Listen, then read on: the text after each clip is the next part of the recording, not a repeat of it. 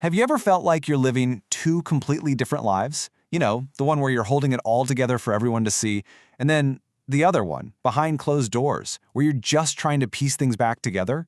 Well, today we're diving right into that paradox, the huge gap between our public breaking points and our private healing.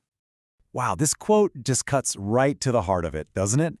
The idea that we crumble when no one's looking, but the moment we feel eyes on us, we put on this mask of strength.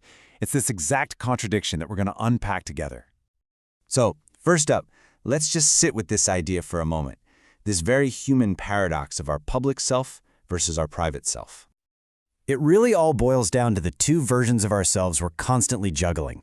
You've got the public you, the one you show up with at work, with friends, on social media, and then there's the private you, the one who's dealing with the unfiltered, messy, and sometimes painful reality of how you actually feel.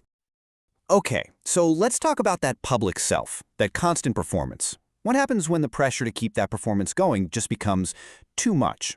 Well, that's when we start to see the cracks appear. The source material actually has a name for this: public breaking. And the key word here is involuntary. This isn't a choice. It's that moment when the dam finally breaks because you're just so overwhelmed, you literally can't keep performing anymore. And looking at it like this, side by side, the conflict is just so clear. Our public self, its job is to pretend, to perform, to look strong, but that pressure leads to breaking. Meanwhile, our private self has a totally different mission. It needs quiet, it needs honesty, it needs space to actually heal and transform. These two selves are basically at war with each other. So if the breaking so often happens out in the open, where does the real rebuilding happen? That brings us to the quiet, unseen, private work of healing. And this right here is such a critical point. You can't perform healing. It's not a show you can put on for an audience. Deep, real pain is too raw, too authentic for that. It doesn't know how to act for a crowd. It needs a totally different kind of environment to even begin to mend.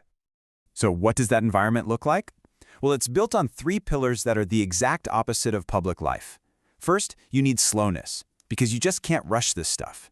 Second, you need stillness, a quiet space where you're free from that constant need to be on. And finally, you need honesty, the kind of brutal, radical honesty with yourself that's really only possible when nobody else is watching.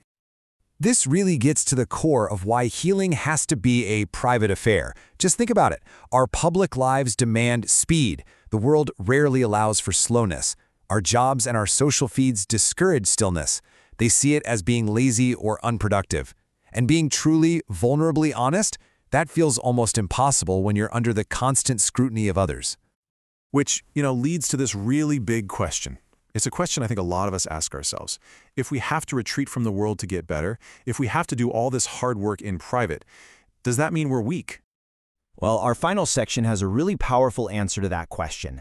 It kind of flips the whole script. Let's talk about the incredible strength that's found in silence.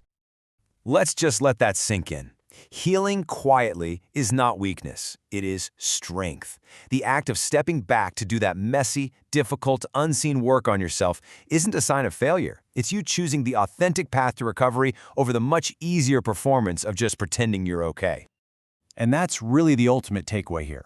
All the noise of the world, all the pressure, that's for performance. It's for show. But the silence, those quiet moments you carve out just for yourself, that is the space where real, lasting transformation actually happens. So I'll leave you with this to think about. Instead of focusing so much on the public performance, maybe the better question to ask ourselves is this: what transformation is waiting for you in the quiet? Thanks for joining me today.